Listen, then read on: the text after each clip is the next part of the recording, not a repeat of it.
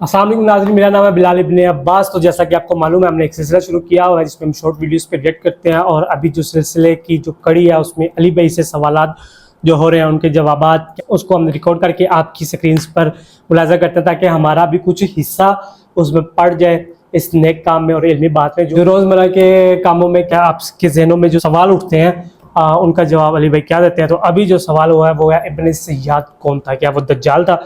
वो पूछते हैं, शॉर्ट सी वीडियो देखते हैं। इब्न सय्याद कौन था? अगर इब्न सय्याद दज्जाल है तो वो कौन था जो तमीमदारी से मिला? जी, इब्न सय्याद दज्जाल नहीं है, दज्जालों में से एक दज्जाल है।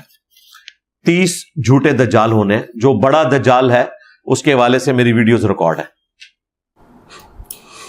सुन लिया आपने, इब्न सय्याद दज्जालों में से एक दज्जाल था। अच्छा, इस टॉपिक में मेरी रिसर्च नहीं है। इब्न सय्याद और दज्जाल ये जितने भी बस प्रॉपर जो मतलब शॉर्ट्स फीड देखते हुए आ जाती है वो है, प्रॉपर उस पर रिसर्च नहीं है कि क्या चीज़ है दज्जाल का आना। बस इतना पता दज्जाल आएगा, वो उसके फितने क्या होंगे, उसके फितनों से पनाह मांगी गई है। लेकिन जो कुछ औलिया मकबूल जान साहब जैसे जो तज्ज़िया निगार हैं या और बहुत से लोग जो इस पर तफसीली बात करते हैं और तफसीली पॉडकास्ट हैं, इस पर आप उनकी वीडियोस देख सकते हैं।